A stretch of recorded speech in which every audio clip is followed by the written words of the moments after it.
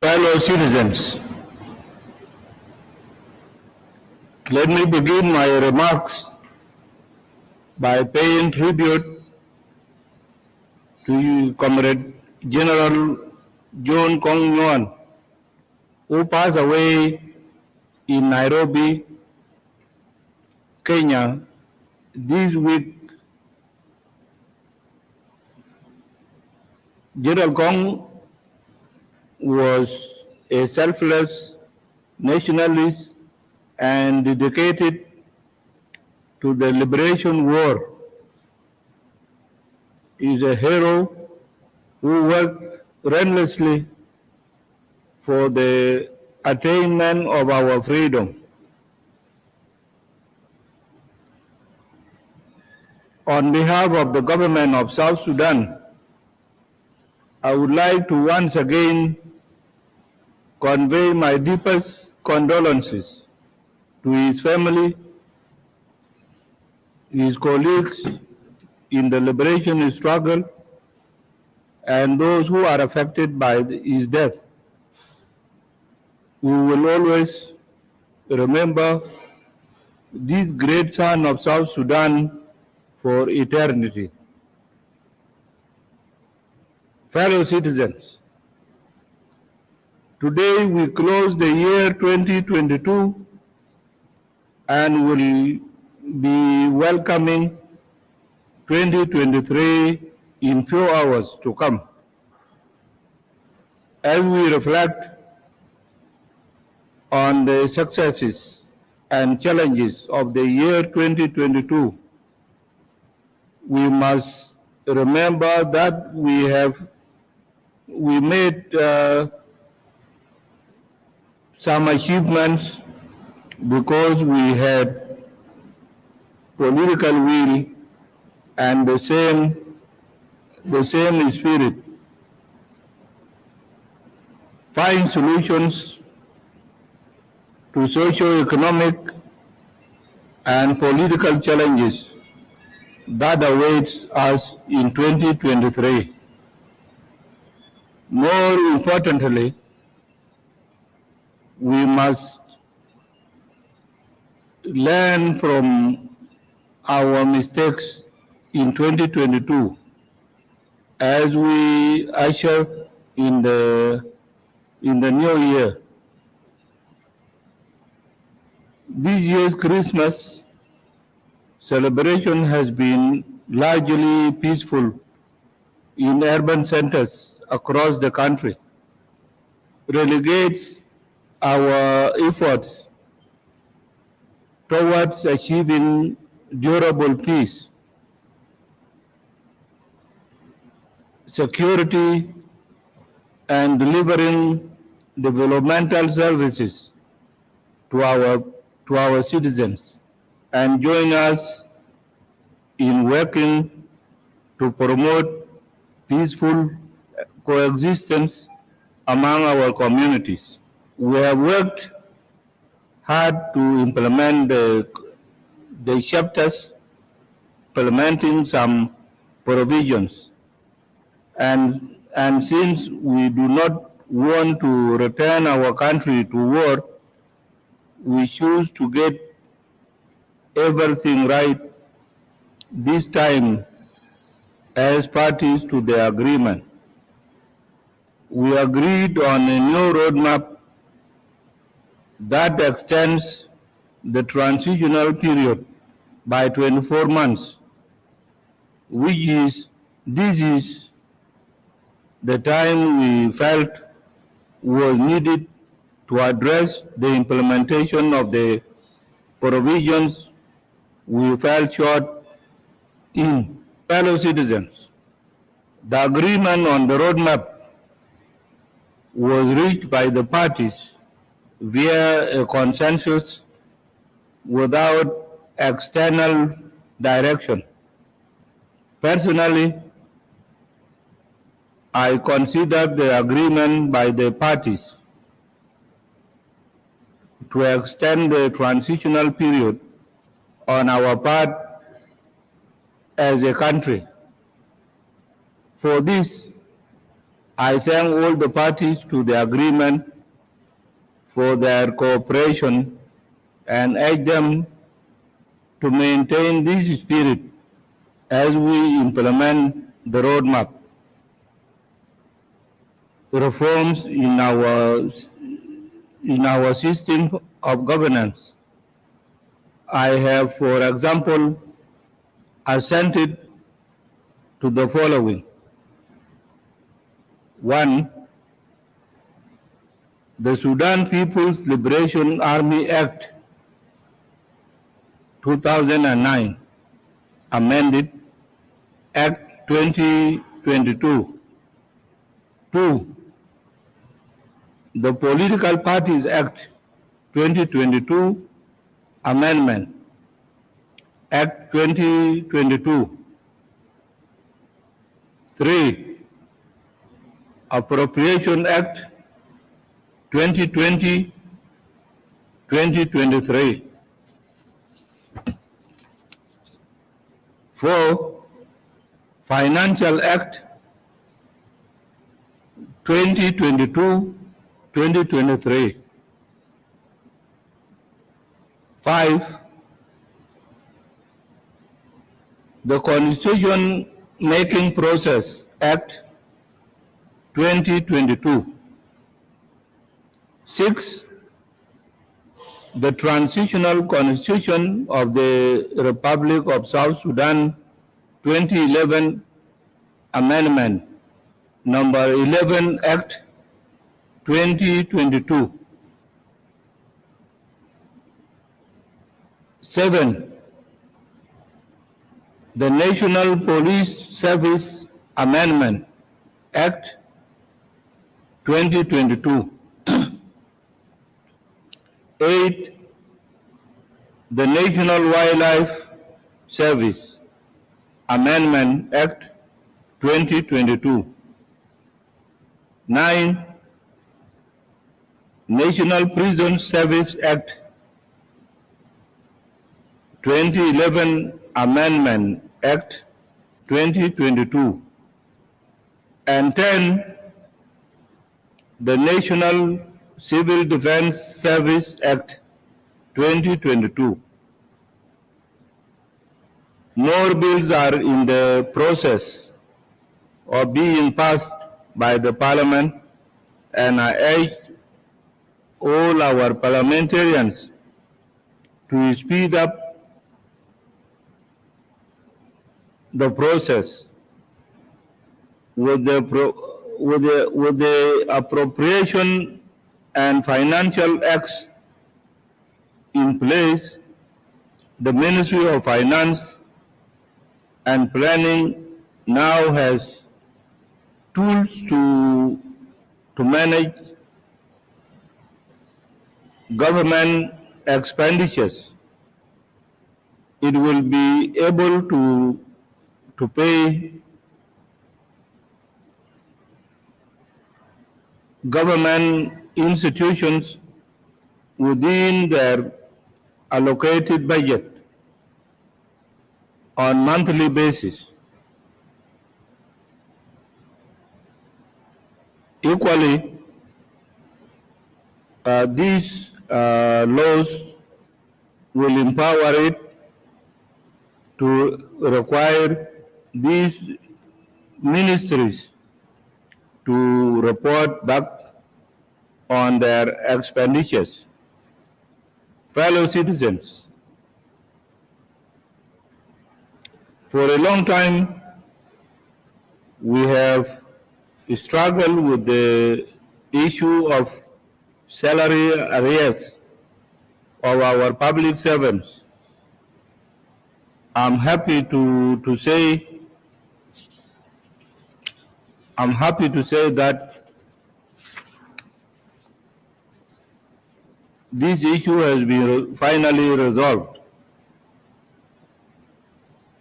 The Ministry of Finance and Planning is closing this year with no arrears owed to public servants, except for the diplomatic missions whose areas are yet to be cleared. This is an important step in the right direction. Another challenge we have been facing is the issue of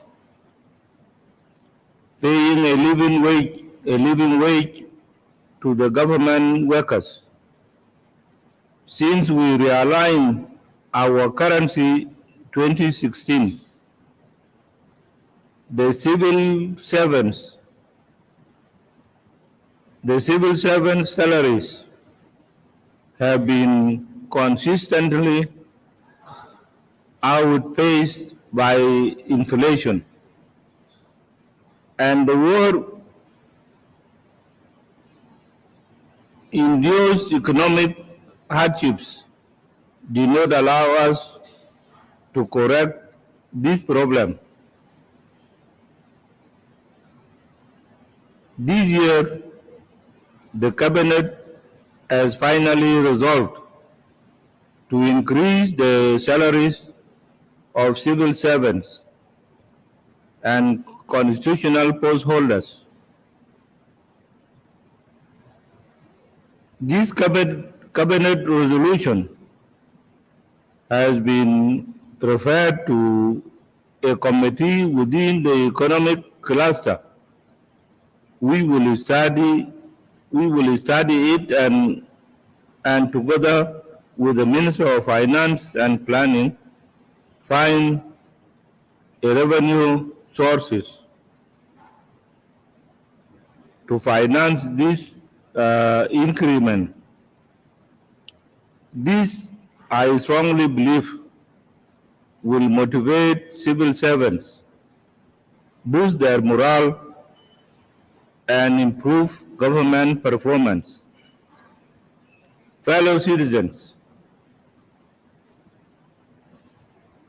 I need not to elaborate on the importance of each bill I have mentioned. What is important is to note that these laws pave the way for us to put our country back to the path of stability. It is now our collective responsibility to support the institutions that will be set up to implement these laws. For example, the work to set up Constitutional Development Committee, CDC, that will draft permanent constitution and must begin now. This committee will require the cooperation of all citizens to share their views on what they would want to see reflected in their supreme law.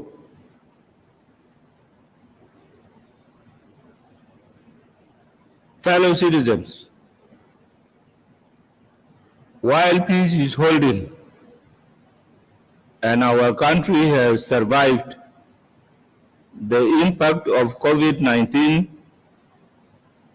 and the destruction caused by floods, I am deeply concerned by subnational violence taking place in some areas within our country. I have publicly spoken about the danger posed by this violence to the gains we have achieved in the implementation of the revitalized peace agreement. I have also advise that have potential to cause any conflict. They can be addressed through dialogue without resorting to communal killings. This country is enough for all of us. If we work together, each community can pursue its means of economic livelihood without interfering with others to focus on developing our country rather than remaining in this situation of continuous insecurity and violence. I just mentioned some people who are reckless always say that we have liberated this country. Who are you to talk with us? Nobody has not participated in the liberation. All of us did our parts. Fellow citizens, on December 28, 2022, I bid farewell to a contingent of 750 soldiers who are joining the East African Force in the Democratic Republic of Congo. These troops are part of our regional contribution to the East Africa community efforts to stabilize Congo. This contribution does not negate that fact that we have challenges in our home. But South Sudan as a country must move forward by doing its part among its peers. Fellow citizens, we are committed to achieving an inclusive peace in our country. As you may know, we were engaged in the Rome peace process led by the community of Sant'Egidio with the whole-out groups. Since the start of this process, we are preparing to engage with them in October, but they have continuously engaged in destabilizing activities. Even when we have signed commitment of cessation of hostilities with them, given that this group has not shown seriousness in the Rome process, I suspended the talks with them until that time when they are ready to hold talks, genuine talks with the government. It was me who refused to allow our delegation to go to Rome until when these people leave what they are doing. In my brief remarks on December 25, 2022, during Christmas prayers in the Catholic Cathedral in Qatar, I declared the coming year as the year of reconciliation, forgiveness, and development. And in that, I also added that I have forgiven Riek Machar. I would like to repeat again in this address that 2023 is the year of forgiveness, reconciliation, and development. and urge all of you to work achieve them in this coming year.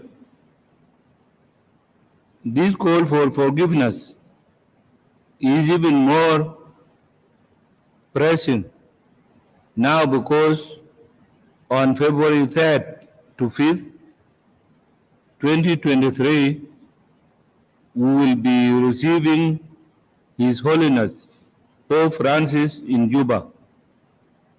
The Holy Father will be joined by the Archbishop of Canterbury, the Right Reverend Justin Welby, and the moderator of the General Assembly of the Church of Scotland, the Right Reverend Ian Greenshields. We are honored to have this first and its kind trip by leaders of churches to our country. It has never happened that these three groups move together, but they have decided that they will come to South Sudan together. When the Pope sent Cardinal Pietro Parolin to Juba in July this year, his main message to us was to fully implement the revitalized peace agreement and to give peace and reconciliation a chance.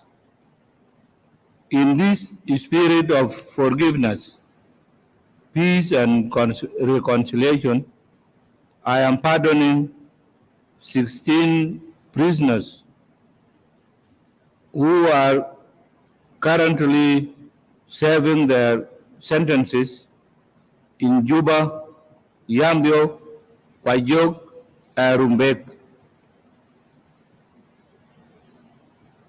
Finally, I would like to extend my warmest wishes to all of you across the country. Have a happy and a prosperous New Year 2023. May God bless you all and our country, the Republic of South Sudan.